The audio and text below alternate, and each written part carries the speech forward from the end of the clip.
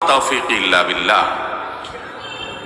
আল্লাহ রাব্বুল আলামিন কুরআনে হাকীমের সূরা আনআমের 120 নম্বর আয়াতে ইরশাদ করেছেন, ওয়াযারু যাহিরাল ইসমি ওয়া বাতিনা, অর্থাৎ হে আমার বান্দাগণ, তোমরা প্রকাশ্য অপরাধ, প্রকাশ্য গুনাহ যেগুলো দেখা যায় এ ধরনের পাপ থেকে বেঁচে থাকো। আর যে সমস্ত পাপ দেখা যায় না, অদৃশ্য, ভেতরে ভেতরে মানুষ করে, সেরকম অপ্রকাশ্য, অদৃশ্য এবং গোপন পাপ থেকেও তোমরা বেঁচে থাকো। এই আয়াতের আলোকে আমরা জানতে পারলাম যে নাফরমানি, আল্লাহর অবাধ্যতা এবং গুনাহ এটা দুই প্রকার। কিছু আছে জাহিরি গুনাহ, কিছু আছে বাতিনি গুনাহ। জাহিরি গুনাহ যে সমস্ত গুনাহ এবং পাপ দেখা যায়, চুরি করা, জেনা করা, ডাকাতি করা, মিথ্যা কথা বলা, নামাজ ত্যাগ করা, মাদক সেবন করা, যৌতুক নেওয়া এবং এ জাতীয় যত অপরাধ আছে এ সব হলো প্রকাশ্য অপরাধ। খুব সামান্য সংখ্যক কিছু অপরাধ আছে যেগুলো মানুষ করে কিন্তু দেখার কোনো উপায় নাই, দেখা যায় না, ভেতরে ভেতরে করে। সেই অপরাধগুলো সম্পর্কে আমাদের সমাজে বেশিরভাগ মানুষের জানাশোনাই নেই। সেগুলো যে গুনাহ, সেগুলো যে পাপ, সেগুলো যে অপরাধ, সেগুলো যে কবিরা গুনাহ, সেই ধারণাই আমাদের অনেকের মধ্যে নাই। আপনি যদি কোনো রোগকে রোগ মনে করেন, তাহলে সে রোগ থেকে চিকিৎসার রাস্তা আপনি খুঁজে বের করবেন। আর যদি কোনোটাকে আপনি রোগই মনে না করেন, তাহলে তো আপনি সেটা ট্রিটমেন্ট করানোর কোনো চেষ্টাও করবেন না। তাহলে বোঝা গেল প্রকাশ্য অপরাধের চাইতে অনেক বেশি ডেঞ্জারাস, ভয়াবহ হলো ওই সমস্ত পাপ, ওই সমস্ত অপরাধ, ওই সমস্ত নাফরমানি, ওই সমস্ত গুনাহ যেগুলো মানুষ ভেতরে ভেতরে করে। কারণ সেগুলো যে গুনাহ, সেই চেতনাই মানুষের মধ্যে নাই। সময়ত ভাইরা আমার, আর এই জন্য আল্লাহ রাব্বুল আলামিন বলেছেন, আল্লাহর প্রিয় বান্দা হতে হলে, জান্নাতের মালিক হতে হলে, জাহান্নাম থেকে নিষ্কৃতি পেতে হলে, খাঁটি মুসলিম হতে হলে শুধু উপর দিয়ে ফিটফাট হইলে হবে না। উপর দিয়ে ফিটফাট হওয়ার পাশাপাশি ভেতরটাও ফিটফাট হতে হবে। আর যাদের উপরটা ফিটফাট, ভেতরটা সদরঘাট, সে কখনো খাঁটি মুসলিম হতে পারে না। আল্লাহ তাআলা আমাদের উপর এবং ভেতর, বাহির এবং ভেতর সবগুলোকে সংশোধিত করার তৌফিক দান করুন, বলুন আমিন। মুহতারাম হাজরিন, যে সমস্ত গুনাহ মানুষ ভেতরে ভেতরে করে, এই সমস্ত গুনাহ এর মধ্য থেকে একটা হলো হিংসা। সিরিয়ালে অনেকগুলো বলা যাবে, কিন্তু আমি মাত্র এক দুইটা নিয়ে আজকে আলোচনা করব, খুব বেশি সময় নেব না। হিংসা এটা একটা গুনাহ, সগীরা গুনাহ না, কবিরা গুনাহ। এই হিংসা নাই এমন কোন মানুষ আছে? কঠিন। কারোর মধ্যে মাত্রা বেশি, কারোর মধ্যে কম, কিন্তু কম বেশ হিংসা সবার ভেতরে থাকে। ইল্লা মান রাহিমা রাব্বি, আল্লাহর কিছু খাঁটি বান্দা, তাদের কথা ব্যতিক্রম। যারা হাসাদ, কোরআনের ভাষায়, হাদিসের ভাষায় এটাকে বলা হয়েছে হাসাদ, বাংলায় বলি আমরা হিংসা। এই হিংসা নামক রোগ থেকে পরিচ্ছন্ন এবং মুক্ত মানুষের সংখ্যা একেবারেই কম। আপনি নামাজি রোজাদার মানুষ পাবেন, হজ করা মানুষ পাবেন, ফজর পর্যন্ত ওয়াজ করতে রেডি আছে, প্রস্তুত আছে, এরকম মানুষও পাবেন। কিন্তু মনটাকে হিংসা থেকে মুক্ত করা মানুষ পাওয়া বড় কঠিন। এই হিংসাটা, এটার পরিচয় হলো অন্য কারোর ভালো দেখলে নিজের ভেতরে অস্থির লাগা, অন্যের ভালো দেখলে নিজের কষ্ট লাগা, খারাপ লাগা, এটাকে বলে কি? হিংসা। এই রোগটা আমাদের মধ্যে আছে না নাই? প্রত্যেকটা মানুষ কারোর না কারোর সাথে তার একটা কম্পিটিশন থাকে, একটা প্রতিযোগিতা থাকে। যার সাথে তার প্রতিযোগিতা থাকে, ওই লোকটা একটু আগায় গেলে, ভালো পারলে, কোনো অ্যাচিভ হলে, কোনো ভালো অর্জন করলে আপনার মনের ভেতরে যদি জ্বালা পোড়া শুরু হয়, আপনি যদি মনে মনে কামনা করেন তার ক্ষতিটা হোক, তাহলে এটার নাম হলো হিংসা। এই হিংসা কি সওয়াবের কাজ না গুনার কাজ? সগীরা গুনাহ না কবিরা গুনাহ? কবিরা গুনাহ। কিরকম কবিরা গুনাহ জানেন? আল্লাহু আকবার।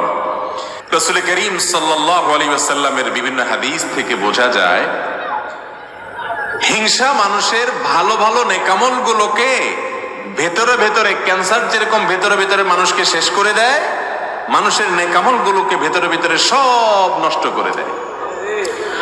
আগুন যেরকম কাঠকে জ্বালিয়ে পুড়িয়ে ভস্ম করে ছাই করে ফেলে দেয়, ঠিক একই ভাবে হিংসা নামক ব্যাধি যদি কারোর অন্তরে থাকে, ভেতরে থাকে, এটা দেখা যায় না, এটা গোপন গুনাহ, তাহলে মানুষের সমস্ত নেকামলকে ভেতরে ভেতরে শেষ করে দেয়। সে আমল করে করে পাহাড় জমায়, এদিকে হিংসার কারণে তার সমস্ত আমল ছাই হয়ে যায়, বরবাদ হয়ে যায়। ভাইরা আমার, এই জন্য হিংসা নামক এই ভাইরাস থেকে নিজের বুকটাকে পরিচ্ছন্ন করার চেষ্টা করতে হবে। আল্লাহ তাআলা আমাদেরকে তৌফিক দান করুন। রাসূল করিম সাল্লাল্লাহু আলাইহি ওয়াসাল্লাম বলেছেন, আবু হুরায়রা রাদিয়াল্লাহু তাআলা হাদিস বর্ণনা করেছেন, লা তাহাসাদু, ও মুসলমানরা তোমরা একে অন্যের প্রতি হিংসা করো না। নবীজি নিষেধ করেছেন, এজন্য হিংসা করা হারাম। ওয়ালা তানাজাসু, তোমরা একে অন্যের বেচাকেনাতে মধ্যখান দিয়ে ঢুকে ডিস্টার্ব করিও না, ক্ষতি করিও না, প্রতারণা করিও না। ওয়ালা তাবাগাদু, এবং তোমরা একে অন্যের প্রতি শত্রুতা অন্তরে রাখিও না। ওয়াকুনু ইবাদাল্লাহি ইখওয়ানা, আর তোমরা আল্লাহর বান্দা ভাই ভাই হয়ে থাকো। এখন কারোর সাথে আপনার শত্রুতা নাই এমন কোন মানুষ আছে? শত্রুতা যে অন্তরের ভেতরে রাখি আমরা, এটা তো দেখা যায় না। দেখা যায়? মুশকিল হলো উপর দিয়ে আপনি হাসতেছেন, মুস্কি হাসি দিচ্ছেন, অথচ তলে তলে আপনি তার প্রতি আপনার শত্রুতা আছে, আপনার হিংসা আছে। এই রোগটা দেখা যায় না, হিংসাটা দেখা যায় না। এই জন্য এটা বাতিনি গুনাহ, ভেতরের গুনাহ। ভেতরের গুনাহ অনেক মারাত্মক, অনেক ডেঞ্জারাস। ক্যান্সার ভেতরে হয়, বাহিরে হয় না, এই জন্য সেটা অনেক বেশি ডেঞ্জারাস। প্রিয় ভাইরা আমার, হিংসার গুনাহ, এটা থেকে নিজেকে পবিত্র করা না গেলে যত নেকামল আপনি করেন, যত ভালো কাজ আপনি করেন, যত তেলাওয়াত জিকির আপনি করেন, আল্লাহ রাব্বুল আলামিনের কাছে ওই আমলের সওয়াব পাওয়ার আশা করা বড় কঠিন। জান্নাতি মানুষ, তাদের মার্কা কি জানেন? জান্নাতি মানুষদের একটা বড় মাপের মার্কা হলো তারা নিরীহ কিসিমের হবে। একবার রাসূল করিম সাল্লাল্লাহু আলাইহি ওয়াসাল্লাম সাহাবীদেরকে বললেন, তোমরা একটু অপেক্ষা করো, একটু পরে একটা লোককে দেখতে পাবে যে লোকটা জান্নাতি। এখন জান্নাতি নবী করিম সাল্লাল্লাহু আলাইহি ওয়াসাল্লাম রীতিমতো বলে দিচ্ছে নিশ্চয়তার সাথে যে একটু পরে একটা লোক আসবে এখানে, তোমরা খেয়াল করো কে আসে, যে আসবে সেই লোকটা জান্নাতি। সাহাবায়ে কেরাম যারা জান্নাতের পাগল, এই কথা শুনে তারা তো সবাই অত্যন্ত সতর্কতার সাথে অপলক দৃষ্টিতে চেয়ে আছে কে আসে। দেখা গেল একজন লোক, যে লোকটাকে দেখে তারা ব্রু কুচকাতে লাগলেন। সবাই মনে করেছেন এটা বোধহয় আবু বকর, ওমর, ওসমান, আলী, এরকম সিনিয়র কোন বড় সাহাবী, তারাও জান্নাতি সুসংবাদ প্রাপ্ত ইনশাআল্লাহ। তারা মনে করেছেন এরকম কোন প্রসিদ্ধ সাহাবী হয়তো আসবে, কিন্তু দেখা গেল এমন একজন লোক আসলেন যিনি অখ্যাত, কেউ তাকে তেমন বেশি চিনে না, গুরুত্ব দেয় না।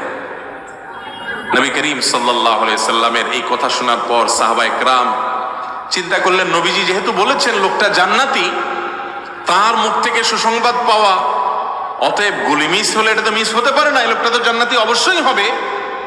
তাহলে কি এমন আছে তার ভেতরে যে সেই গুণের কারণে সে জান্নাতি। এই জন্য সাহাবা একরামদের একটা দল কয়েকজন মিলে ওই সাহাবীর বাসায় সিসি ক্যামেরা বসাইলেন। সিসি ক্যামেরা মানে আজকালকার যুগে সিসি ক্যামেরা না, মানে মনিটরিং বসাইলেন। তারা খবর নিতে শুরু করলেন যে এই লোকটা কি করে। ওনারা মনে করছেন এই লোক বোধহয় সারাদিন রোজা রাখে আর সারা রাত দাঁড়িয়ে নামাজ কালাম পড়ে। এই জন্য কি নামাজ পড়ে, কি দোয়া পড়ে রাত্রে, এটা জেনে তারাও জান্নাতি হবেন সে আশায় ওই সাহাবীর ব্যক্তিগত জীবনকে পর্যবেক্ষণ করা শুরু করলেন। বহু চেষ্টা করে কয়েক রাত পর্যন্ত তার বাড়ির আশেপাশে অবস্থান নিয়ে সাহাবীরা তেমন কিছু উদ্ঘাটন করতে পারলেন না। দেখলেন না, এশা পড়ে যায়, শুয়ে যায়, আবার ফজরের সময় মসজিদে আসে, হয়তো বড় জোর তাহাজ্জুদটা পড়ে, আর বাকি রাত্রে তো নাক ডাকে আমাদের মতো ঘুমায়। লোকটা জান্নাতি, নবীজির মুখ থেকে সংবাদ পেয়ে গেল, কাহিনীটা কি? ওনারা নিজেরা উদ্ধার করতে যখন ব্যর্থ হলেন, এবার ওই লোকটাকে ধরছেন সাহাবীরা, যায় বলছেন, ভাই তোমার সম্পর্কে নবীজি এরকম কথা বলেছেন, কি এমন আমল তুমি করো আমাদেরকে একটু বলে দাও ভাই। জান্নাত তো আল্লাহ তাআলার অনেক বড় জান্নাত, আমাদেরকেও আল্লাহ দিলে তোমার তো আর ক্ষতি হবে না। এই কথাটা সাহাবীরা বলেন নাই, এটা বোঝাতে চেয়েছেন এবং বলেছেন, ভাই বলে দাও কি আমল করো তুমি যে তোমার সম্পর্কে এত বড় সার্টিফিকেট রহমাতুল্লিল আলামিন আল্লাহ রাসূল সাল্লাল্লাহু আলাইহি ওয়াসাল্লাম স্বয়ং দিয়ে দিয়েছেন, কি করো তুমি বলো। লোকটা সাহাবীদের কথা শুনে, তিনিও সাহাবী, তিনি বললেন যে ভাই বিশ্বাস করো আমি স্পেশাল কিছুই করি না, তোমরা যা করো আমিও তা করি। ইসলামে অতিরিক্ত কোনো কিছু করার তেমন কোনো সুযোগও নাই, সবকিছু রেডিমেড। আল্লাহ এবং তার রাসূল সাল্লাল্লাহু আলাইহি ওয়াসাল্লামের পক্ষ থেকে সবকিছু রেডিমেড। তোমরা 5 ওয়াক্ত নামাজ পড়ো, ভাই আমি 6 ওয়াক্ত পড়ি না, আমিও 5 ওয়াক্ত পড়ি। তোমরা রমজানের রোজা রাখো, আমিও রমজানের রোজা রাখি। বিশেষ কিছুই আমি করি না, এমনকি অনেক নফল আমল টামলও যে আমি করি এমনও কিছু না। তবে একটা জিনিস আছে আমার, সেটা হলো আমার এই বুকে আল্লাহর জমিনে কোনো মানুষের জন্য আমার কারোর প্রতি আমার কোনো দুঃখ, কষ্ট, শত্রুতা, হিংসা বলতে কিচ্ছু নাই। কেউ আমাকে যদি একটা গালিও দেয় তো আমি একেবারে ফ্রেশ মনে থাকে মাফ করে দিই। কেউ যদি আমার পেছনে শত্রুতাও করে আমি হাসি মুখে উড়াই দিয়া তার জন্য আমার অন্তরটাকে পরিষ্কার করে ফেলাই। কাউকে দেখে যদি আমার কষ্ট হয়, হিংসা হয়, আমি তার জন্য আরো বেশি করে দোয়া করি। এক কথা, আমার অন্তরটাকে আমি পরিচ্ছন্ন করছি। এই একটা আমল আছে স্পেশাল, হয়তো বা এই কারণে আল্লাহ তাআলা আমাকে মর্যাদা দিয়েছেন। ভাইরা আমার, কি বুঝতে পারলেন? জান্নাতি যে লোক হবে তার তসবির দানা হবে 1000, তাই না? তসবির দানা তো 100 আছে, 33টার আছে, আবার কিছু আছে অনেক বড় তসবি, দেখছেন নি? বাপখানা এখন যে কয়েক মাইল লম্বা হবে। তসবির সাইজ বড় হলে জান্নাতি হওয়ার গ্যারান্টি এমন কোনো কথা আছে না। দাড়ির সাইজ লম্বা হইলেও জান্নাতি হবে এমন কোনো গ্যারান্টিও, তাই বলে আবার দাড়ি না রেখে জান্নাতে যাওয়ার আশা করেন না। জান্নাতি লোকের জান্নাতে যাওয়ার সবচেয়ে সহজতম উপায়গুলোর মধ্যে থেকে একটা হলো নিজের কলবটাকে, অন্তরটাকে পরিষ্কার করে ফেলা। কাজটা কি সহজ না কঠিন? সহজ বলতেছেন? পাশের বাসার ছেলেটা এসএসসি পরীক্ষায় A+, গোল্ডেন A+ পাইছে, আপনারটা শুধু A পাইছে, A- পাইছে। কেমন লাগে তখন বলেন? মনে হয় যে আমারটা A- পাইছে, বুঝলাম, ওইটা A পাইতো, গোল্ডেন A+ পাইছে, এই দুঃখ সহ্য করি কোত্থেকে? এরকম অবস্থা আমাদের মনে হয় কি হয় না? ভাইরা আমার, লেবাসে পোশাকে মুসলমানের অভাব নাই এদেশে। আমার মতো, আপনার মতো এরকম লেবাস পোশাকে মুসলমানের সংখ্যা এদেশে আলহামদুলিল্লাহ কম। ভেতর থেকে মুসলমান এর সংখ্যা এই দেশে অনেক কম। মালিক আমাদের অন্তরগুলোকে আপনি পরিষ্কার করে দেন। একজন খাঁটি মুসলমান, একজন জান্নাতি মানুষের অন্তরে কারোর প্রতি শত্রুতা, বিদ্বেষ, হিংসা থাকতে পারে না। মানুষ শত্রুতা করবে, চলতি পথে বহুত লোক আপনার শত্রুতা করবে, সবাই তো ফেরেশতা না।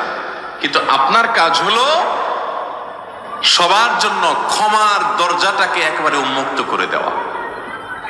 ভাইরা আমার, হিংসুক যখন অন্যের ভালো দেখে হিংসা করে, তখন কি সে নিজে সুখী হয় না দুঃখী হয়? আরো কারোর ভালো দেখে যদি আপনার ভেতরে জ্বলে, গ্যাস্ট্রিকের কারণে ভেতরে জ্বললে যেরকম কষ্ট হয়, কারোর ভালো দেখলে ভেতরে জ্বললে সেই জ্বালাতেও নাকি ভালো লাগে, কষ্ট হয়।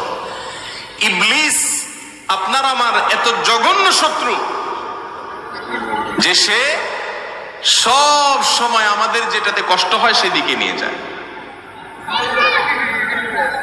এখন কথা হলো, আমাদের অন্তরে হিংসা আছে কিনা এটা বুঝবেন কিভাবে? এটা বোঝার একটা ছোট্ট মিটার আছে। মিটার দেব, মিটারটা ফ্রি, কোনো পয়সা কই লাগবে না। মিটারটা সবাই বুঝে নেন। মিটারটা হলো আপনার সাথে যাদের কম্পিটিশন আছে না, এই যে মিডিয়ার ভাইরা ক্যামেরা কতগুলো সেট করে বসে আছে, ওনাদের মধ্যে পারস্পরিক কম্পিটিশন আছে না? কার চ্যানেলে কত বেশি সাবস্ক্রাইবার হয়, কত বেশি ভিউ হয়। এখন মনে করেন এক ক্যামেরাওয়ালা ভাই দেখলো আরেক ক্যামেরাওয়ালা ভাইয়ের চ্যানেলে ভিউর পরিমাণ অনেক বাড়ছে, তখন যদি তার ভেতরে কষ্ট হয়, চিনচিন করে একটু জ্বলে বুকের ভিতরে, তাহলে বুঝতে হবে কি হচ্ছে, হিংসা হচ্ছে। ওনাদেরটা দিয়ে বুঝাইলাম, আপনারা জোরে জি বলে নিজেদেরকে পাক মনে করেন না, আমরা সবাই এই রোগের রোগী। একজনের ভালো দেখার পরে যার সাথে আপনার কম্পিটিশন হয়, প্রতিবেশীর সাথে হয়, ভাই বোনে হয়, এমনকি বন্ধু বান্ধবের মধ্যে হয়, আলেমদের মধ্যেও আর একটু বেশি হয়, ঠিক না বে ঠিক? ভালো দেখতে পারে না। একজনের মাহফিলে লোক বেশি হলে আরেকজন বলে যে আমি দেখাই দিতাম চান্স পাইলে। এই সমস্ত রোগ আমাদের মধ্যে আছে না নাই?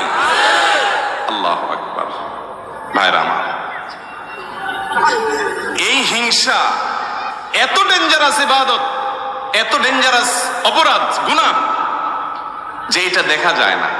ইয়া বড় দাড়ি, লম্বা রুমাল, বিশাল বড় পাগড়ি, লম্বা জুব্বা, সবই ঠিক আছে, কিন্তু ভিতরে ভিতরে হিংসার ডিব্বা হতে পারে কি পারে না বলেন?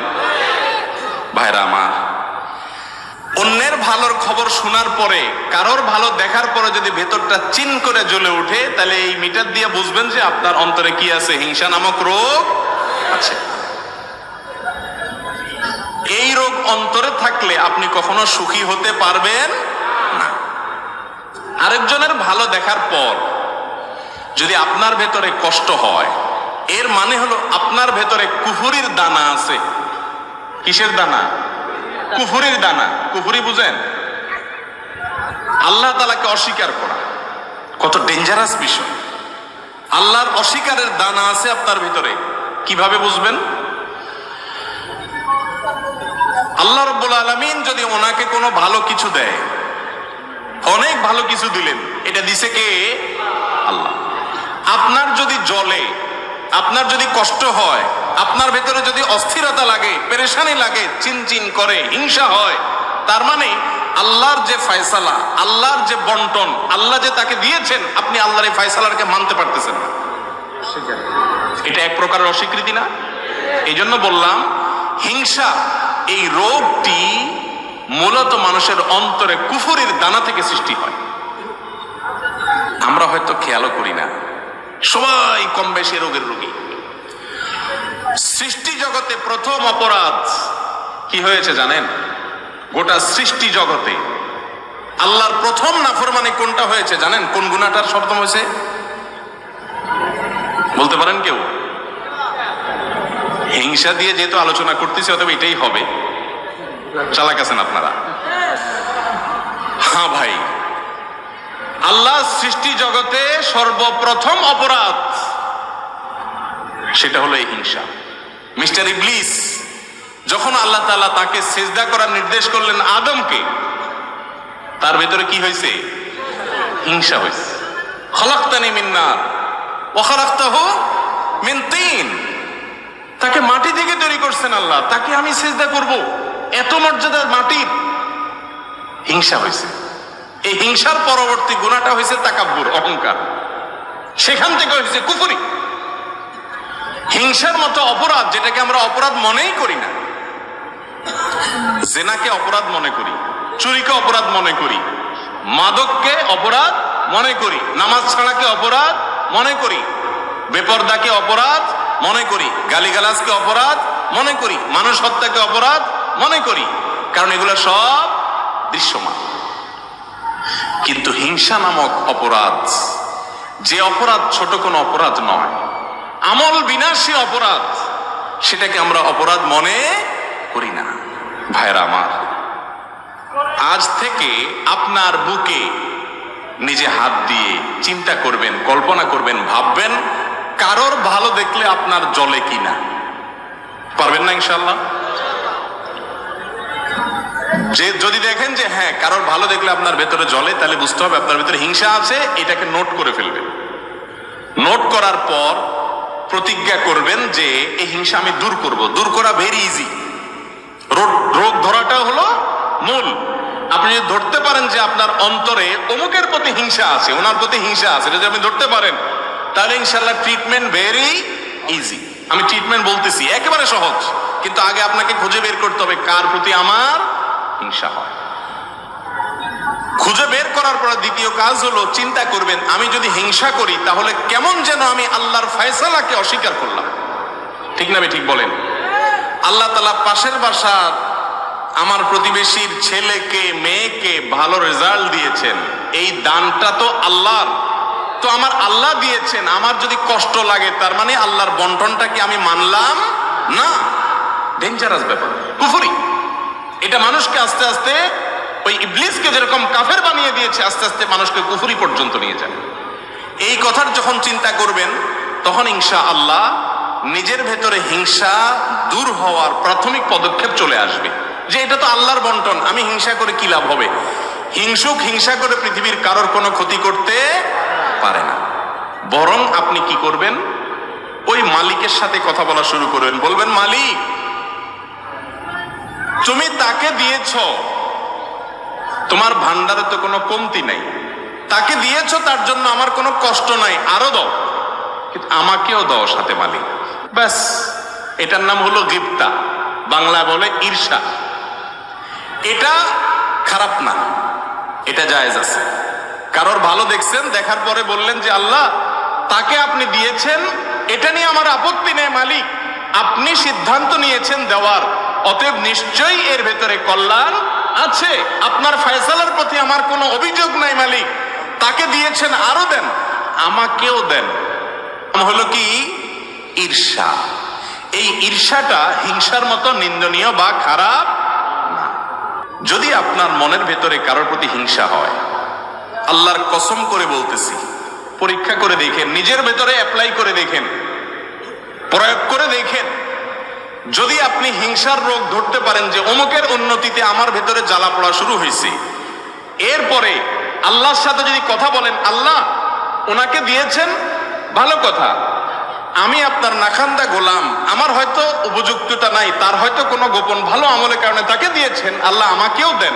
এভাবে যদি আল্লাহর সাথে কথা বলেন, দেখবেন যে হিংসা অর্ধেক মন থেকে এমনি দূর হয়ে গেছে। এরপরে দ্বিতীয় যে কাজটা করবেন তা হলো, তারপরেও যদি দেখেন না চিনচিন করে জ্বলে, এবার অ্যান্টিবায়োটিক দিবেন। অ্যান্টিবায়োটিক কি জানেন? অ্যান্টিবায়োটিক হলো নিজের প্রতি নিজের সংগ্রাম। এবার এটাকে বলে আত্মসংগ্রাম। নিজের বিরুদ্ধে নিজে যুদ্ধ করতে হবে। এখন এবার আপনাকে অ্যান্টিবায়োটিকে যেতে হবে, অপারেশনও বলতে পারে। সেটা হলো এবার নিজের নফসকে বলবেন, নফস আমার আল্লাহ তাকে দিয়েছে, তোমার কাছে কষ্ট লাগে, তুমি হিংসুক, ছোট লোক, অতএব এটার শাস্তি হলো তুমি আল্লাহর কাছে মনে না চাইলে হুদামিসা দোয়া করো, এমনি দোয়া করো, আত্মলি বলো, আল্লাহ ওনাকে যা দিয়েছেন আল্লাহ ওনাকে আরো দেন, আরো দেন। আল্লাহ আল্লাহ আপনার শুকর, আপনি তাকে দিয়েছেন, তার ছেলেকে এ প্লাস দিয়েছেন, আল্লাহ আরো দেন। আল্লাহ ওনার ব্যবসায় অল্প দিনে এত লাভ করছে, আল্লাহ ডবল করে দেন। মনে চাবে না, কিন্তু মনের বিরুদ্ধে মুখে আল্লাহর কাছে কি করবেন? এটা বললে আপনার ভেতরকার যে প্রবৃত্তি, আত্মা, নফস, এই নফস রসুয়া হবে, বেইজ্জত হবে, লাঞ্ছিত হবে, এবং ইনশাআল্লাহ হিংসা থেকে সে আস্তে আস্তে সরে আসবে। শয়তান তখন বলবে, ছেড়ে দে মা, কেন্দে বাসি, কারণ এই লোক উল্টা বরং যার প্রতি হিংসা হয় তার জন্য দোয়া করা ধরছে। তার জন্য যদি দোয়া করা ধরে, শয়তান চিন্তা করবে যে এই লোক তো উল্টা বরং আরো তার অন্তরটাকে প্রশস্ত করতেছে। ইমানদারের মন কখনো সংকীর্ণ হতে পারে না, কিন্তু আজ আমাদের মনগুলা সব ছোট, ঠিক না বেঠিক? মুমিন বড় মনের হতে হবে। কিসের হতে হবে? বড় মনের হতে হবে। আল্লাহ তাআলা আমাদেরকে তৌফিক দান করুন। ভাইরা আমার, হিংসা নামক এই রোগ, এটা থেকে মুক্তির জন্য আমাদের প্রাণপণ লড়াই চালাতে হবে নিজের বিরুদ্ধে। কারণ গুপ্ত ঘাতক হিংসা। এটা কি? গুপ্ত ঘাতক। ধূমপান, এটাকে বলা হয় গুপ্ত ঘাতক। মাদক গুপ্ত ঘাতক। তামাক গুপ্ত ঘাতক। ভেতরে ভেতরে মানুষকে শেষ করে দেয়। ক্যান্সার গুপ্ত ঘাতক। ঠিক তেমনি ভাবে একজন ইমানদারের জন্য, তার আমলের জন্য, তার ইমানের জন্য গুপ্ত ঘাতক হলো হাসাদ বা হিংসা। আল্লাহ তাআলা আমাদের সবাইকে, আমাদের অন্তরগুলোকে পরিষ্কার করার তৌফিক নসিব করুন।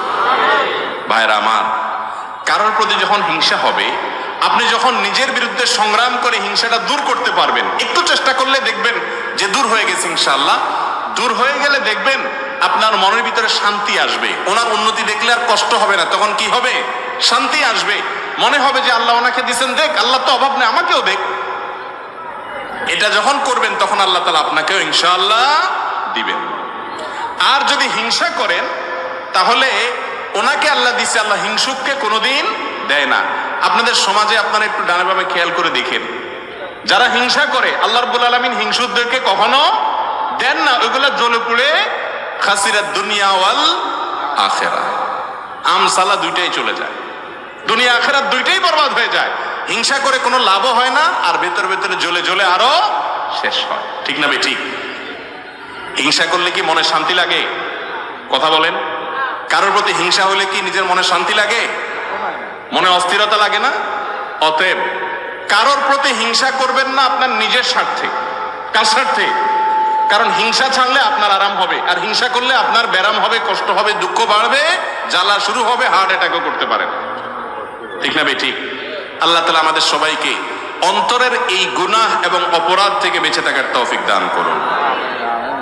নাম্বার 2, অনিয়ন্ত্রিত ক্রোধ, সীমাহীন রাগ আমাদের মধ্যে আছে না নাই? বদমেজাজি, এগুলোকে আমরা গুনাহ মনে করি না, কিন্তু বরং অনেক সময় এগুলোকে আমরা খুব গর্ব করে বলি। আরে উল্টাপাল্টা দেখলে আমার চান্দি গরম হয়ে যায়, বলে না? ফুটানি মেরা রোগী রোগ ধরতেই পারে নাই, উল্টা বরং রোগ নিয়ে গর্ব করতেছে। এর নাম হলো মূর্খ।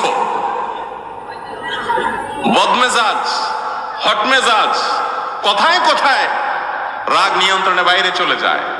আবার গর্ব করে ফুটানি মেরে বলে কি, যে আমি উল্টাপাল্টা কিছু দেখলে আমার মাথা ঠিক থাকে না, আমি একদম সহ্য করতে পারি না।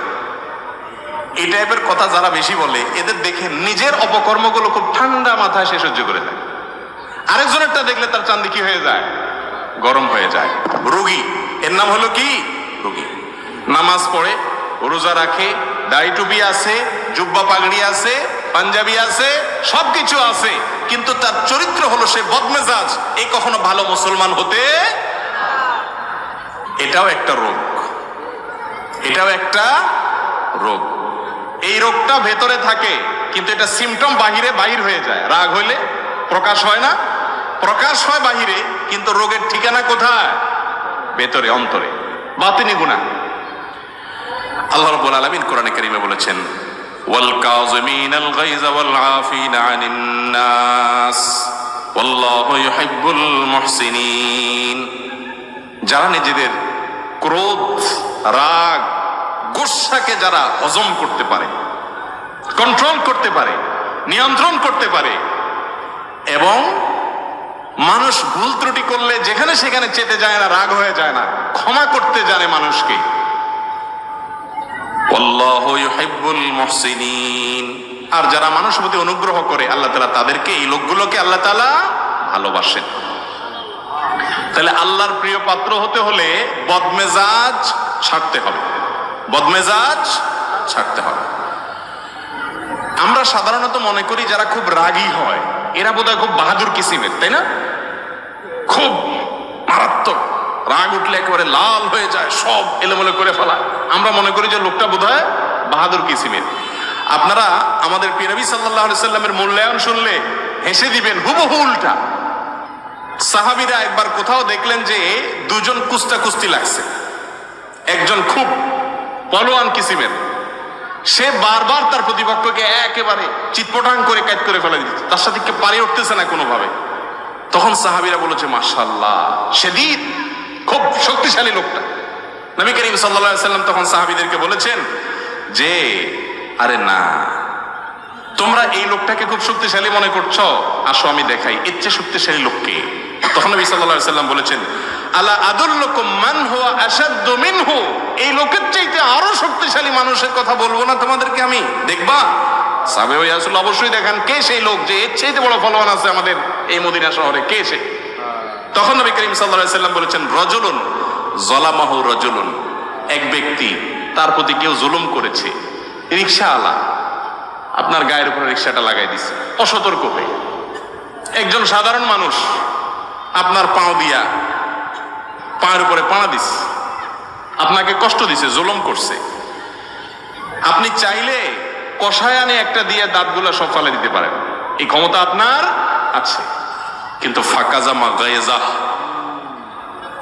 চান্দি গরম হয়ে গেছে, এরপরেও সে ওই মালিক দেখছেন, সব মালিক সব দেখছেন, সেই কথা মাথায় রেখে ঢোক গিলার মতো করে রাগটাকে গিলে ফেলে দিয়েছে, দিয়ে মুস্কি হেসে দিয়েছে, ওই লোকটাকে মাফ করে দিয়েছে। এই ব্যক্তি সম্পর্কে নবীজি বলেছেন ফাগালাবাহু ওয়াগালাবা শায়তানা, সে নিজের রাগের উপরে জয়ী হয়ে গেছে, শয়তান চাচ্ছে তাকে এখানে হারায় দিতে, জাহান্নামের দিকে নিতে, সে শয়তানকে হারায় দিছে, হেসে দিছে, রাগকে কন্ট্রোল করতে পারছে। এই লোক হলো আসল বীর, আসল বাহাদুর। ভাইরা আমার, আমাদের দেশে এই টাইপের মানুষ হলে আমরা তারে কি সার্টিফিকেট দিতাম? নবীজি বলছেন সবচেয়ে বড় বীর সে, আমরা হলে বলতাম সবচাইতে বড় বেদা, ভেত্রা, ঠিক না? এটা তো একটা আস্তারা বেদলা মানুষ, বোকা শোকা মানুষ, বেকুব নাকি? আরে এত বড় একটা জুলুম করলো, কি একটা রিকশাওয়ালা এত বড় একটা অন্যায় করলো, বেটা চায় চায় চলে গেল, এটা পুরুষ নাকি? আমরা এরকম না দেখি? দেখেন নবী করিম সাল্লাল্লাহু আলাইহি সাল্লামের দেখার দৃষ্টিভঙ্গি আর আমাদের দৃষ্টিভঙ্গির মধ্যে পার্থক্য কত বেশি, রোগী তো ধরতে পারতেছি না আমরা। ভাইরা আমার, যাত্রার সাথে রাগ জাহির করতে ফেলা এটা সবাই পারে, এটা পারার জন্য কোনো যোগ্যতার প্রয়োজন, কিন্তু রাগকে কন্ট্রোল করার জন্য যোগ্যতার প্রয়োজন হয়। কন্ট্রোল করা সবাই পারে না। পাতলা পায়খানার বেগ আসছে, ধরে রাখতে পারে না, এ কি সুস্থ না রোগী? কথা বলেন, রোগী। আমরা বলি ডায়রিয়ার রোগী, তাই না? আর বাথরুমের বেগ আসছে, এরপরে অদীর্ঘ সময় ধরে রাখতে পারছে, আমরা বলি সুস্থ মানুষ, ঠিক না বেঠিক? আউট অফ কন্ট্রোল হয়ে গেছে, ডাইরেক্ট হয়ে গেছে, কোনোভাবে ধরে রাখতে পারে না, এটা হলো অসুস্থ ব্যক্তি। রাগ আসলে চান্দি গরম হয়ে যায়, ভাঙচুর শুরু করে, এলোমেলো করে ফেলে সব, মাথা গরম হয়ে যায়, হট মেজাজ হয়ে যায়। তার মানে এই ডায়রিয়ার রোগীর মতো রোগী কন্ট্রোল করতে পারে না, এটার স্ক্রু ঢিলা। স্ক্রু কি আপনারা মনে করেন স্ক্রু বেশি টাইট, ওইটা একটু বেশি ঢিলা, স্ক্রু ঢিলা দেখেই সে হট হয়ে যায়। কথা বুঝেন নাই? বদমেজাজ যে তার স্ক্রু টাইট না ঢিলা? বিশ্বাস হয় না আপনাদের?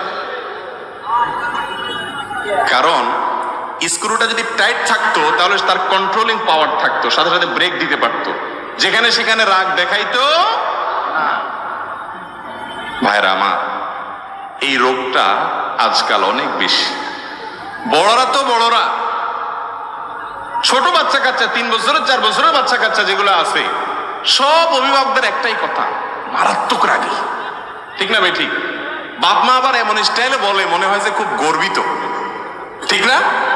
বলে যে মারাত্মক রাগী ছেলেটা, ডেঞ্জারাস রাগী। ও ছেলে যে রোগী এটা সে নিজের টের পাচ্ছে না, ঠিক না ভাই? ঠিক বলেন। ছোট ছোট বাচ্চাদেরকেও দেখবেন গত 10-20 বছর আগেও মুরব্বীরা বলতে পারবেন, 10-20 বছর আগেও পোলাপান এত হট মেজাজি ছিল না। এখন আরে বাপরে বাপ, চান্দি চুন্দি সব গরম, ঠিক না ঠিক? কোনো ঠান্ডা মানুষ টানুষ নেই, চুলের তো নুন বেশ হলে ভাঙতে শুরু করে দেয়। হ্যাঁ, তার সিনারিও দেখার জন্য সবাই অস্থির হয়ে যায়, ঠিক না ঠিক? এর অবশ্য অন্য কারণ আছে। এর কারণ কি জানেননি? ওইটা আরেক রোগ। এটা হলো মোবাইলে গেমস পোলাপানকে দিতে দিতে গেমসে কি দেখে, গেমসে যা দেখে সব হলো কি মারামারি, কাটাকাটি, সামনে আসছে ঠুস ঠুস মারো, ঠিক না ঠিক? ওই সাপের গেম যেটা খেলান একই কথা, খাই ফেলা, সামনে যারা আছে তারাই খাই ফেলা। এই যে গোটা সমাজে হানাহানি, খুনাখুনি, মারামারি, খাই খাই, ধর ধর মার মার কেন আসছে? এগুলোর অনেক কারণের ভিতরে একটা ছোটখাটো কারণ এটাও যে আমাদের এই গেমসের ফিতনা আমাদের বাচ্চাগুলোকে ক্রেজি করে দিচ্ছে, এদেরকে উগ্র করে দিচ্ছে, বদমেজাজ করে দিচ্ছে, কোনো কিছু মানতে রাজি না, সামনে যা পাবে ধর্মার কা। বুঝেন নাই কথা? আল্লাহ তাআলা আমাদের সবাইকে সুস্থ মানসিকতা অর্জন করার তৌফিক নসিব করুন। বলছিলাম ক্রোধের কথা, ছোট বাচ্চারাও এখন বদমেজাজি। ভাইরা আমার, রাগ খারাপ জিনিস না, রাগ মূলত খারাপ জিনিস। রাগকে নিয়ন্ত্রণ করতে না পারা এটা হলো খারাপ জিনিস। এই জন্য আল্লাহ রাব্বুল আলামিনের ভাষা দেখবেন, ওলামা ইকরাম মজা পাবেন জানেন, ওয়াল কাযিমিনাল গাইজ। আল্লাহ বলেছেন যারা রাগকে সংবরণ করে। কাজম এর মানে হলো মশক। মশক আগের যুগে পানি রাখার জন্য চামড়ার, যে এখন ফুদে বড় করার বালিশ আছে না কিছু, এখন আজকাল পাওয়া যায় মেডিসিনের দোকানে গরম পানি রাখার জন্য ওইগুলোর মধ্যে।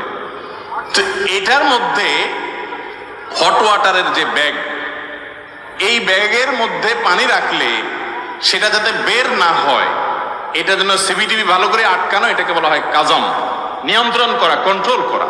আল্লাহ তাআলা বলেছেন ওয়াল কাযিমিনাল গাইজ, যারা তাদের ক্রোধকে, রাগকে এরকম নিয়ন্ত্রণ করে, ওই হট ওয়াটার ব্যাগ থেকে যেরকম এক ফোঁটা পানি বের হতে দেয় না ব্যাগে, ঠিক তেমনি ভাবে যেই ব্যক্তি তার রাগ আছে ঠিকই, যখন তখন সেটাকে বের করে দেয় না। যখন যতটুকু দরকার হয় হট ওয়াটারের ব্যাগ খুলে মানুষ ঢালে, সেও যেখানে যতটুকু দরকার হয় ততটুকু রাগ জাহির করে, যেখানে সেখানে রেগে যায় না, কন্ট্রোল করতে পারে। এই ব্যক্তির প্রশংসা আল্লাহ করেছেন। আল্লাহ বলেন নাই ওয়াল আদিমিনাল গাইজ, আল্লাহ কিন্তু বলেন নাই ওয়াল আদিমিনাল গাইজ। আদিমিনাল গাইজ মানে যাদের রাগ নাই, তাদের প্রশংসা আল্লাহ করেন নাই। একেবারে বেদলা রাগটা কিচ্ছু নাই, বেদামাস, এটার প্রশংসা নাই। রাগ থাকতে হবে, তবে রাগরে কি করতে হবে? কন্ট্রোল। আপনার রাগের চোটে মায়ের সামনে মুখটা খারাপ করে ফেলে দিলেন, রাগের চোটে একটা গালি বের হয়ে গেল, রাগের চোটে বাপকে ঝাড়ি দিয়া বসলেন, রাগের চোটে একজন মুরব্বির সাথে বেয়াদবি করে বসলেন, রাগের চোটে একজন দুর্বল মানুষকে একটা থাপ্পড় দিয়ে বসলেন। দুনিয়াতে মাস্তানি করবেন, কিয়ামতের ময়দানে এসব ওয়াজ টোয়াজ শোনায় কাজে আসবে না, কোরআন তেলাওয়াত জিকির আজকার কাজে আসবে না। ওই থাপ্পড়ের কারণে নেকামল দিয়ে সে লোকরে নিজে ভিক্ষুকের মতো, ফকিরের মতো জাহান্নামে নিক্ষিপ্ত হইতে হবে। এত সহজ না জান্নাত। নিজের বিরুদ্ধে সংগ্রাম করা শিখতে হবে। আল্লাহ তাআলা আমাদের সবাইকে মানুষের মতো মানুষ হওয়ার তৌফিক দান করুন। একজন মানুষ প্রকৃত অর্থে ভালো মুসলমান হইতে হলে আগে ভালো মানুষ হইতে হবে। ভালো মানুষ হওয়া ছাড়া ভালো মুসলমান হওয়ার কোনো পথ খোলা নেই। অতএব রাগকে সংবরণ করতে হবে। এক সাহাবী এসে বলতেছেন, ইয়া রাসূলুল্লাহ, আমাকে একটু উপদেশ করেন, আমাকে একটা উপদেশ করেন। আমরা তো এখন উপদেশ চাই না, হুজুরদের কাছে যাই শুধু দোয়া চাই, হুজুর একটু দোয়া করিয়েন। আজ পর্যন্ত আমি দেখি নাই, আমি তো ছোট মৌলবী, মুরব্বীরা আরো বড় মৌলবী সাহেবরা ভালো জানেন, সাধারণ মানুষ আসে কি বলেনি কি, হুজুর আমাকে একটা নসিহত করেন, কোন আমলটা করবো বা কি করবো। এগুলো পাওয়া যায় সচরাচর? সব শুধু দোয়া চায়, কারণ মনে করে যে হুজুররা দোয়া করে দিলে আমি আকাম কুকাম যাই করি না কেন শর্টকাট হইতে মন আল্লাহ পার করে দিবে। বুঝছেন নি? বাঙালি সব জায়গায় আমরা শুধুমাত্র শর্ট রাস্তা খুঁজি, সোজা রাস্তায় কোথাও যাইতে রাজি না। আখিরাতের ক্ষেত্রে একই কথা, হুজুরদের দোয়া নিয়ে শর্টকাটে যেতে চাই, নিজে সোজা হইতে রাজি। সাহাবী জিজ্ঞাসা করতেছে, ইয়া রাসূলুল্লাহ আউসিনি, আমাকে একটু ওসিয়ত করেন, উপদেশ করেন। নবী করিম সাল্লাল্লাহু আলাইহি সাল্লাম বলেছেন, তোমার জন্য উপদেশ হলো লা তাগদাব, গোসা করবে না।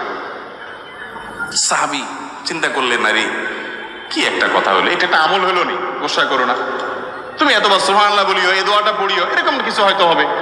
নবীজি এটা কি বললেন? তখন বললেন, আবার বললেন, ইয়া রাসূলুল্লাহ আউসিনি, আমাকে একটু ওসিয়ত করেন।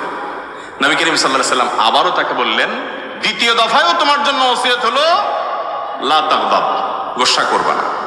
বদমেজাজি দেখাবা না।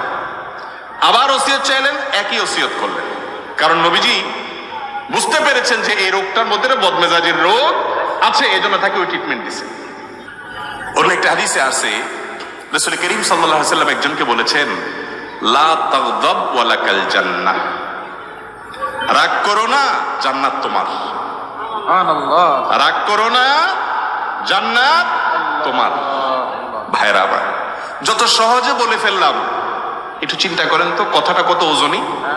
রাগ করো না, জান্নাত তোমার। তার মানে যদি তুমি ফরজ আমলগুলো করার পরে, বড় বড় কবিরা গুনাহ থেকে বাঁচার পরে নিজের রাগকে যদি সংবরণ করতে পারো, নিয়ন্ত্রণ করতে পারো, যেখানে সেখানে জেদ না দেখাও, জুলুম না করো, বদমেজাজি না করো, তাহলে সেক্ষেত্রে তোমার জান্নাতের গ্যারান্টি হয়ে গেল। কত বড় ব্যাপার চিন্তা করে দেখেন। আল্লাহ তাআলা আমাদের সবার রাগগুলোকে সংবরণ করার তৌফিক নসিব করুন। ভাইরা আমার, রাগ তিন প্রকার। এক প্রকারের রাগ প্রশংসনীয়, এক প্রকারের রাগ নিন্দনীয়, আরেক প্রকারের রাগ অনুমোদিত অর্থাৎ জায়েজ। প্রশংসনীয় রাগ আছে। কোন রাগ? আল্লাহর হুকুম লঙ্ঘন হতে দেখলে রাগ করা, তাও নিয়ন্ত্রিত হইতে হবে, অনিয়ন্ত্রিত না।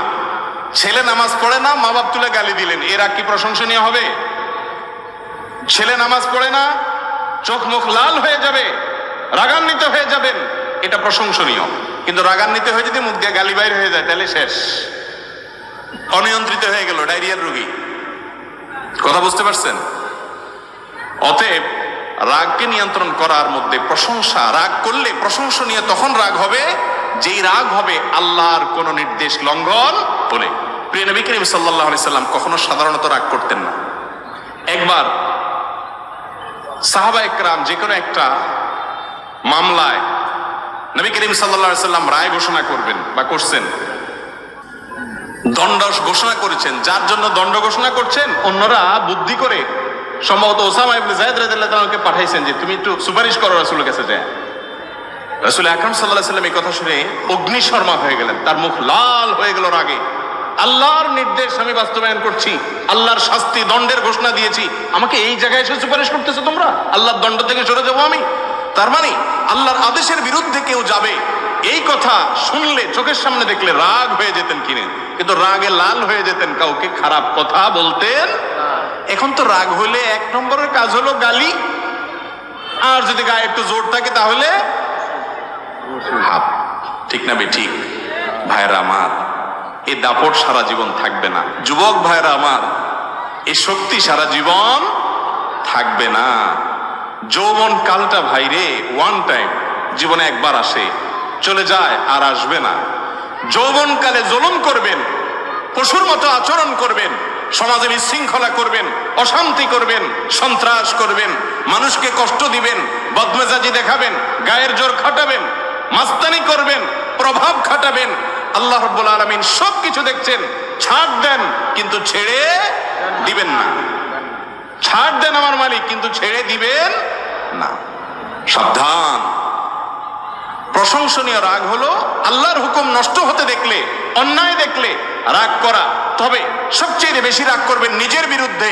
একদিন ফজর নামাজ পড়তে পারেন নাই, ঘুম থেকে উঠতে পারেন নাই, অলসতা এসে গেছিল, ঘুম থেকে উঠার পরে নিজের প্রতি জেদ করে, রাগ করে নিজেকে নিজে শাস্তি দেন, ঠিক আছে আজকে তাহলে এর প্রতিবাদ স্বরূপ আমার দ্বারা কেন নামাজ ছুটলো, এর প্রতিবাদ স্বরূপ আগামী 24 ঘন্টা ফেসবুক ব্যবহার করব। হাসতেছেন দেখি, হাসির কথা না তো। যুবকদের জন্য ফেসবুকে রেস্ট্রিকশন আসা, এটা কিন্তু অনেক বিশাল বড় একটা শাস্তি। এটা বিশাল বড় একটা শাস্তি। ওই যে আমেরিকার প্রেসিডেন্ট ট্রাম্পের ফেসবুক টেসবুক সব বন্ধ করে দিছে না কত ঘন্টার জন্য? ওই বেটা বুঝতেছে দুনিয়াটা কি। আমাদের এখন যুবক ভাইদের যদি ফেসবুক, টুইটার, ইউটিউব সব বন্ধ করে দেয়, আমার দম বন্ধ হয়ে আসবে, ঠিক না? কথার কথা বললাম। নিজের বিরুদ্ধে আমার দ্বারা করে অন্যায় হয়ে গেছে, একজন মানুষ রিকশাওয়ালার সাথে দুর্ব্যবহার করছেন, আসছেন, যখন মাথাটা ঠান্ডা হয়েছে তখন সাথে সাথে নিজের বিরুদ্ধে নিজে এবার সংগ্রামে নামেন, যুদ্ধে নামেন, খুঁজে বের করেন সেই রিকশাওয়ালাকে, যাদের সামনে থাপ্পড় দিয়েছেন, দুর্ব্যবহার করেছেন, তাদের সামনে যদি রিকশাওয়ালার পাও ধরে মাপ চেয়ে ফেলতে পারেন, ভাইরে কিয়ামতের ময়দানে বেজ্জত হওয়ার চাইতে, আমল খোয়ানোর চাইতে তোমার কাছে এখনই মাপ চাই, মাফ করে দাও, মাথা গরম হয়ে গেছিল, মাফ করে দাও, এটা যদি করতে পারেন তাহলে আপনি হলেন বীর, আপনি হলেন বাহাদুর। মানুষ আপনাকে বলতে পারে আপনি ভেদা, কিন্তু আল্লাহর খাতায় এটা হলো সবচেয়ে বড় বীরত্বের পরিচয়। আল্লাহ তাআলা আমাদের সবাইকে মানুষ হওয়ার তৌফিক দান করুন। আমরা মানুষ রূপী, চেহারা দেখতে মানুষের মতো, কিন্তু কারোর মধ্যে বাঘের গুণ, খাওয়া দাওয়া পাইলে চান্স, কারোর মধ্যে সাপের গুণ, ভেতরে ভেতরে দংশন করো, কারোর ভেতরে হিংস্র বিভিন্ন জীবজন্তুর গুণ আমাদের ভিতরে আছে, কারোর ভিতরে কুকুরের মতো লোভের গুণ আছে। এক এক পশুর গুণ নিয়ে চলতেছি, কিন্তু চেহারা সব মানুষের মতো, ঠিক না বেঠিক? আল্লাহ তাআলা আমাদের ভিতরে মনুষ্যত্ব যেন আছে, এটা ভিতরে আসার জিনিস, সেই তৌফিক আল্লাহ তাআলা আমাদেরকে দান করুন। ভাইরা আমার, তাহলে রাগ প্রশংসনীয় হবে। নিজের বিরুদ্ধে রাগ করেন, অন্যের বিরুদ্ধে রাগ করবেন, নিয়ন্ত্রিত রাগ। যদি আল্লাহর কোনো বিধান লঙ্ঘন হয়, অন্যায় কোনো কিছু দেখেন, অসামাজিক কাজ দেখেন, চান্দি গরম হবে, কিন্তু গরম হয়ে উল্টাপাল্টা কিছু করবেন না, কন্ট্রোলে রাখবেন। এই রাগ ইনশাআল্লাহ প্রশংসনীয়, এর কারণে আল্লাহর কাছে সওয়াব পাবেন। আরেক প্রকারের রাগ আছে নিন্দনীয়। সেটা কোনটা? গোষ্ঠীর জন্য রাগ, দলের জন্য রাগ, ব্যক্তিগত কারণে রাগ, দুনিয়ার কারণে, মোহের কারণে রাগ। আছে না নাই? কথার কথা, আপনার গ্রুপের লোক, বিভিন্ন গ্রুপিং আছে না আমাদের মধ্যে, আপনার গ্রুপের লোক তার উপরে কেউ জুলুম করছে বা কিছু একটা হয়েছে, ভেজাল লাগছে, আপনার চান্দি গরম হয়ে গেছে, হ্যাঁ আমার লোকেরা বলছে। এই রাগ হলো নিন্দনীয় রাগ, এটা হলো নাজায়েজ রাগ। এটা আল্লাহর জন্য না, এটা নফসের জন্য, প্রবৃত্তির জন্য, দলের জন্য, গ্রুপের জন্য, দুনিয়ার জন্য। এ রাগ নিন্দনীয়। নিন্দনীয় রাগের তালিকার মধ্যে যে রাগ অনিয়ন্ত্রিত, যে রাগে কোনো নিয়ন্ত্রণ নাই, চাঁদনি গরম হয়ে গেছে, আউট অফ কন্ট্রোল হয়ে গেছে, মাথা ঠান্ডা হওয়ার পরে বুঝলেন হ্যাঁ হ্যাঁ সর্বনাশ, বরে 1 তালাক 2 তালাক 3 তালাক 4000 তালাক, তোর তালাক তো 14 গোষ্ঠী সহ তালাক দিয়ে দিলেন। মাথা যখন ঠান্ডা হয়ে গেল, মৌলভী সাহেবের কাছে গেছেন, হুজুর ভুল হয়ে গেছে। হুজুর বলছে শেষ তো। এবার বলেন হুজুর কি কোন কোনো রাস্তা নাই? চুগুরা গেরা আমার মসজিদে একদিন এক যুবক আসছে জুমার পরে, ফুটফুটে সুন্দর, তালাক দিয়ে আসছে বউরে। মাসালা জিজ্ঞেস, আমি বললাম শেষ, আর তো সুযোগ নেই। হুজুর কোনো রাস্তা নেই? কোনো রাস্তা নেই। ওই মহিলাকে খুব যদি বেশি ভালোবেসে থাকেন, একটা ভালো ছেলে দেখে, উপযুক্ত পাত্র দেখে বিয়ে দিয়ে দেন, আর আপনি নিজের জন্য চরকায় তেল দেন, আরেকটা বিয়ে করেন। তালাক মারবেন 2টার জায়গায় 3টা। আমার এক হুজুর ছিলেন খুলনাতে, হুজুরের কাছে তালাকের মাসালা জিজ্ঞাসা করতে আসলে ওনার গদির নিচে একটা ব্যাট থাকতো।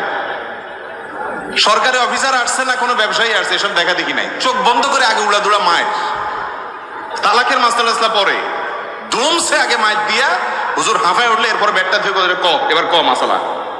এটা কামাজ বাস না, যেখানে সেখানে আকাম কুকাম করে যায়, বউর উপরে সব রাগ জাড়স। কিছু বেহায়া নির্লজ্জ পুরুষ আছে এই সমাজে। এই নির্লজ্জ পুরুষরা কিছু না হইলে বউর উপরে 1 তালাকা দেয় না, একসাথে শত শত হাজার হাজার তালাক। ওমর রাদিয়াল্লাহু তাআলা বেঁচে থাকলে এগুলো ধইরা শুধু বেতরাঘাত না, এগুলো ঝুলাইয়া বাঁধায় পিটাইত। এগুলো সব কিন্তু বদমেজাজ থেকে হয়। কোত্থেকে হয়? রাগ যদি কন্ট্রোল করা শিখে, তাহলে এই সমস্ত আপত্তিকর বা অনভিপ্রেত কিছু ঘটবে না। অতএব রাগরে কন্ট্রোল করবেন তো ইনশাআল্লাহ। জায়েজ রাগ হলো দুনিয়ার কারণে রাগ করলেন, ছেলে একটা জিনিস নষ্ট করে ফেলছে, একজনে কিছু করে উল্টাপাল্টা করে ফেলছে, দেখছেন রাগ করছেন, কিন্তু রাগটা নিয়ন্ত্রণে আছে, সীমা ছাড়াই নাই, মুখ খারাপ করেন নাই, জুলুম করেন নাই, এই রাগটা হলো জায়েজ রাগ। এবার আসেন পরিশেষে যেটি বলতে চাই তা হলো রাগ নিয়ন্ত্রণ করবেন কিভাবে, ঔষধ কি? এতক্ষণ তো রোগের কথা বললাম, এবার আসেন ঔষধের কথা বলে শেষ করি। ঔষধ হলো, 1 নম্বরের ঔষধ হলো, রাগ যখন উঠবে আউযু বিল্লাহি মিনাশ শাইতানির রাজিম পড়বেন। কি পড়বেন? আউযু বিল্লাহি মিনাশ শাইতানির রাজিম। সাথে সাথে দেখবেন রাগের মিটার 99 ডিগ্রি থেকে একেবারে ধাপ করে দেখবেন 0-তে চলে আসছে। এক ব্যক্তি নবী করিম সাল্লাল্লাহু আলাইহি সাল্লামের যুগে খুব জিদ দেখাচ্ছে, উনি দূর থেকে দেখতে পাচ্ছেন চান্দি টান্দি গরম করে ফেলছে, চিল্লাচিল্লি করতেছে, খুব সিন ক্রিয়েট করতেছে, রাগ উঠে গেছে মাথা। নবী করিম সাল্লাল্লাহু আলাইহি সাল্লাম দূর থেকে ওই লোককে শুনে বলতেছেন, আমি একটি কালিমা জানি, ইন্নী লা আ'লামু কালিমাতান, আমি একটি বাক্য জানি, যেই বাক্যটা এই লোকটার এখন চান্দি গরম আছে, সে যদি পড়ে তাহলে তার রাগের মিটার ধপ করে নেমে যাবে, সে শান্ত হয়ে যাবে। সে বাক্যটা কি? নবীজি দূর থেকে তাকে শুনে বললেন, আউযু বিল্লাহি মিনাশ শাইতানির রাজিম। অর্থাৎ আল্লাহ আপনার কাছে আমি আশ্রয় চাই শয়তান থেকে, যে শয়তান আমারে খেপায় দিচ্ছে, ফসাচ্ছে, আমার বদমেজাজ উঠাই দিছে শয়তান, তার কাছ থেকে মালিক আপনার কাছে পানা চাই। হাদিসে আসছে ওই সাহাবী দূর থেকে শুনছেন, তো উনি শুনে সাথে সাথে পড়ছেন, ওনার রাগও সাথে সাথে ঠান্ডা হয়ে গেছে। নবীজির কৌশল দেখেন, উনি তো ওই লোককে কাছে যায় বলতে পারতো, এই মিয়া বদমেজাজি দেখাইতেছ, শুনো আমল শিখাই দিই, পড়লে থেমে যাবে, আওয়াজ সাথে পড়ো। রাগের মাথা যদি তার সামনে যে এরকম কথা বলতো, এই লোক বেয়াদবি করে বেঈমান হওয়ার ভয় ছিল কি ছিল না? আমরা হলে তো এরকমই করতাম। নবীজির কৌশল দেখেন, যারা দাওয়াতের কাজ করবে, ইসলামের কথা মানুষকে বলবে, তারা অনেক বেশি কৌশল জানতে হবে, সুন্দর উপায়ে বলতে হবে, উপস্থাপনটা ভালোভাবে হইতে হবে। এই জন্য নবী করিম সাল্লাল্লাহু আলাইহি সাল্লাম তাকে শোনায়া শোনায়া দূর থেকে বললেন, আমি একটা বাক্য জানি, এটা বললে রাগ কমে যায়, যাতে করে তার কান পর্যন্ত কথাটাও পৌঁছাইলো আর সে জিদ দেখানোর সুযোগও পেল না। দেখছেন নবীজির হিকমত? এমনি এমনি গোটা পৃথিবী 23 বছরে পরিবর্তন করে ফেলার নাই। আল্লাহ তাআলা তাকে কি দিয়েছেন? হিকমা দিয়েছেন। ভাইরা আমার, তো এই জন্য রাগ আসলে রাগকে নিয়ন্ত্রণ করার জন্য, রাগ কমানোর জন্য কয়েকটা আমলে কথা বলবো। এক নম্বরের আমল হলো কি? আউযু বিল্লাহি মিনাশ শাইতানির রাজিম পড়া। কোরআন থেকে দলিল নেন এটা সপক্ষে। আল্লাহ রাব্বুল আলামিন বলেছেন, ইম্মা ইয়ানজাগান্নাকা মিনাশ শাইতানি নাজগুন ফাস্তাইজ বিল্লাহি মিনাশ শাইতানির রাজিম। শয়তান যদি তোমাদেরকে খোঁচা দেয়, রাগটা শয়তান থেকে আসে, তখন তোমরা আউযু বিল্লাহি মিনাশ শাইতানির রাজিম পাঠ করবা। একটা ওষুধ হয়ে গেল। নাম্বার 2, অবস্থার পরিবর্তন করা। দাঁড়ানো অবস্থায় যদি রাগ আসে, হাদিসে আসছে কি করে যান? বসে যান। বসা অবস্থায় রাগ আসছে, শুয়ে যান। খেয়াল করে দেখেন, দাঁড়ানো অবস্থায় রাগ আসলে যদি ওই রাগী লোকটাকে ধরে ধরে একটু কোন রকম 3-4 জন মিলে বসাই দিতে পারেন, দেখবেন চান্দি অর্ধেক ঠান্ডা হয়ে গেছে। আর যদি সুন্দর করে ক্যাচ করে শোয়াই দিতে পারেন, তো দেখবেন পুরাই শেষ। আবার সাবধানে থাকেন, বেশি জোরাজোরি করতে গেলে মারধর খেতে পারেন। পরে আমার দোষ দিয়ে না যে আপনার আমল অনুযায়ী করতে গিয়ে উল্টা মার খাইছি। তবে এটা যারটা সে করার নিয়ম, আরেকজন না। খুব রাগ উঠছে, বুঝতেই পারতেছেন যে এখন একটা অঘটন ঘটে যাবে, সাথে সাথে অবস্থার পরিবর্তন করেন, বসে যান অথবা বসা থাকলে শুয়ে যান। 2টা আমল গেল। 3 নম্বর আমল হলো যথাসম্ভব রাগ যেন কন্ট্রোলের বাইরে না যায়, সেজন্য ঝগড়া অ্যাভয়েড করা। ঝগড়া আমাদের বাঙালি জাতির মধ্যে কিছু পছন্দনীয় কাজ আছে, কিছু কুকাজ আছে, যেগুলোর প্রতি আমাদের অনেক বেশি দুর্বলতা, আমরা অনেক বেশি ভালোবাসি বাঙালি। সেটার ভিতরে একটা হলো ঝগড়া, অযথা আজাইরা ঝগড়া। 2 জনের ঝগড়া লাগছে, ওখানে 3য় জনের ঝগড়া লাগে। বাসে উঠছে, 2 সিট আলা ঝগড়া লাগছে, ওখানে দেখবেন আরো 4 জন আজাইরা লেগে গেছে। ঠিক না ভাই? ঠিক। এই ঝগড়া থেকে যতটা দূরে রাখতে পারবেন, তত বেশি আপনার রাগ কন্ট্রোল করা যাবে। একটা হাদিস শুনেন, নবী করিম সাল্লাল্লাহু আলাইহি সাল্লাম বলেছেন, আনা যাঈমুন বিবাইতিন ফি ওয়াসতিল জান্নাতি লিমান তারাকাল মিরা ওয়া ইন কানা মুহিক্কান। যে ব্যক্তি হকের উপরে আছে, সে জানে আমি সত্যের উপরে আছি, ওই লোকটা আমার প্রতি জুলুম করতেছে, তারপরেও কথা যেন না বাড়ে, কথা যেন না বাড়ে, পরিস্থিতি যাতে অবনতি না হয়, সেজন্য সে মুখে কুলুপ দিয়ে নিজেকে কন্ট্রোল করে বসায় রাখলো। ঠিক আছে ভাই, তোরটাই ঠিক আছে, মেনে নিল। ঝগড়া অ্যাভয়েড করলো, মামলায় গেল না, ভেজালে গেল না। এই ব্যক্তি সম্পর্কে নবীজি বলেছেন, এই ধৈর্য ধারণ করার কারণে আল্লাহ রাব্বুল আলামিন তার জন্য জান্নাতের মাঝখানে, নবী করিম সাল্লাল্লাহু আলাইহি সাল্লাম বলেছেন, আমি আল্লাহর কাছ থেকে তার জন্য জান্নাতের সেন্টার পয়েন্টে একটি প্রাসাদের দায়িত্ব নিলাম। সুবহানাল্লাহ। তাহলে জান্নাতের গ্যারান্টি তো হলো জান্নাতের একেবারে সেন্টার পয়েন্টে মাঝখানে একটা প্রাসাদের দায়িত্ব নিলেন আল্লাহর পক্ষ থেকে স্বয়ং নবী করিম সাল্লাল্লাহু আলাইহি সাল্লাম। এখন আমাদের সমাজে যদি মামলা 2-4টা করতে পারে, উল্টে ফেলতে পারে রাগের চোটে, তাহলে বলে বাপের বেটা। ঠিক না? ওইটা আসলে মায়ের বেটা। বাপের বেটা কোনটা? বাপের বেটা যে সবকিছু করতে পারে, তারপরেও তাকায়া মাটির দিকে চেয়ে চলে আসছে আল্লাহর জন্য। এ হলো আসল বাপের বেটা, আসল বীর পুরুষ। তাহলে রাগকে নিয়ন্ত্রণ করার জন্য ঝগড়া অ্যাভয়েড করা, ঝগড়া এটাকে অ্যাভয়েড করা, যথাসম্ভব ঝগড়া এড়িয়ে চলা, গন্ডগোল এড়িয়ে চলা। ঠিক আছে বাবা, নিজের ন্যায়ের উপরে থাকিও ছেড়ে দেওয়া, এই ছাড় দেওয়ার মানসিকতা যদি থাকে, এই ব্যক্তি হলো আসল মুসলমান, ভালো মুসলমান। আমি আজকে যে কথাগুলো বলতেছি, এগুলো শুকনা কথা, ভালো লাগার কথা না। সুবহানাল্লাহ আলহামদুলিল্লাহ ফজিলত বলতেছি না, কারণ সুবহানাল্লাহ আলহামদুলিল্লাহ বলা এটা অনেক সহজ।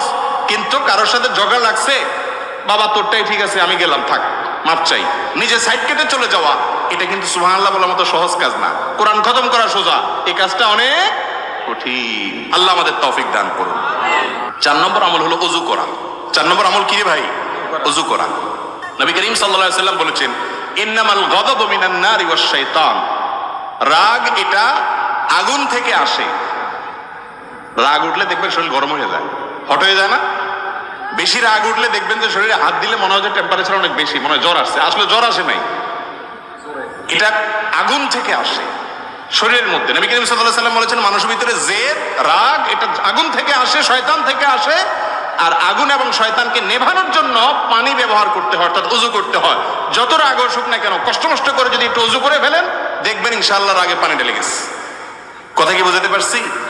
4 নম্বর আমল হলো ওযু করা। 5 নম্বর আমল হলো রাগ নিয়ন্ত্রণ করলে ওই যে জান্নাতের গ্যারান্টি আছে, নবী করিম সাল্লাল্লাহু আলাইহি ওয়াসাল্লামের ওসিয়ত আছে, আল্লাহ তাআলা ভালোবাসেন বলেছেন, সেগুলো চিন্তা করবেন। এবং একটা ঘটনা ওই যে আয়াত বলেছে সেই প্রেক্ষিতে আমাদের জানা দরকার, সেটা হলো আলী ইবনুল হুসাইন রাদিয়াল্লাহু তাআলা আনহু। আলী রাদিয়াল্লাহু তাআলা ছিল হুসাইন, ওনার ছেলে নাম রাখছে কি বাপের নামে আলী। আলী ইবনুল হুসাইন রাদিয়াল্লাহু তাআলা আনহু তার একজন কাজের লোক ছিল, সে পানি ঢেলে দিচ্ছিল, উনি ওযু করতেছেন। তো ভারী কোনো বদনা ছিল, কাঁসা টাসার বদনা, অনেক দূর থেকে দিচ্ছে, হঠাৎ করে এটা হাত থেকে ধাপ করে ছুটে গেছে, ছুটে ওনার হাতে পড়ছে, খুব ব্যথা পাইছে। এখন মালিকের হাতে ব্যথা লাগছে, কাজের লোকটা খুব ভয় পেয়ে গেছে, কৃতদাস ছিল, ভয় পেয়ে গেছে, ভয় পেয়ে ওনার দিকে তাকাইছে।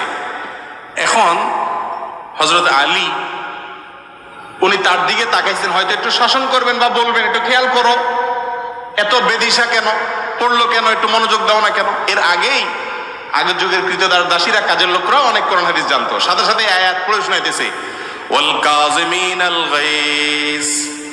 আল্লাহর প্রিয় মানুষদের প্রশংসা করতে গিয়ে আল্লাহ বলেছেন যারা রাগকে নিয়ন্ত্রণ করে। এই কথা শোনার সঙ্গে আলী রাদিয়াল্লাহু তাআলা আনহু সাথে সাথে লজ্জা পেয়ে গেছেন। আরে তাই তো, রাগকে নিয়ন্ত্রণ করলে আল্লাহ ভালোবাসেন, সাথে সাথে উনি মাথা নিচু করে ফেললেন, অর্থাৎ মাফ করে দিলেন, রাগ নিয়ন্ত্রণ করে ফেললেন। এরপরে বাদী পরের আয়াতের পরের অংশ বলছেন ওয়াল আফিনা আনিন নাস, শুধু রাগ নিয়ন্ত্রণ করলে হবে না, উপর দিয়ে কিছু বললেন না, ভিতরে তো জিদ আছে, মাফও করতে হবে। ওয়াল আফিনা আনিন নাস, মানুষকে যে মাফ করে, সঙ্গে সঙ্গে তিনি বললেন যাও কদ আফাউতু আনকা, তোমাকে মাফও করে দিলাম। বাদী এবার আয়াতের শেষ অংশ পড়তেছে আল্লাহু ইউহিব্বুল মুহসিনিন, শুধু মাফ করলে হবে না, বরং উল্টা আরো ইহসান করতে হবে, অনুগ্রহ করতে হবে, তবে আল্লাহ ভালোবাসবে। সাথে সাথে উনি বললেন যাও অনুগ্রহ করে তুমি কৃতদাসী, তোমাকে আমি মুক্ত করে দিলাম। সুবহানাল্লাহ। জোর খুব বেশি এই জন্য হয় নাই যে আপনারা এটার মর্ম বুঝতেছেন না। এই যুগে একটা মার্সিডিজ গাড়ি আল্লাহর রাস্তায় দান করা, 5 কোটি টাকা দামের একটা মার্সিডিজ গাড়ি আল্লাহর রাস্তায়, নিজের গাড়িটা কাউকে কথায় কথায় দিয়ে দেওয়া, এটা যেরকম মনে করেন সে যুগে একজন কৃতদাস দাসী মুক্ত করা, সেরকম সর্বোচ্চ সম্পদগুলোর মধ্যে একটা ছিল দাস দাসী। এত দাম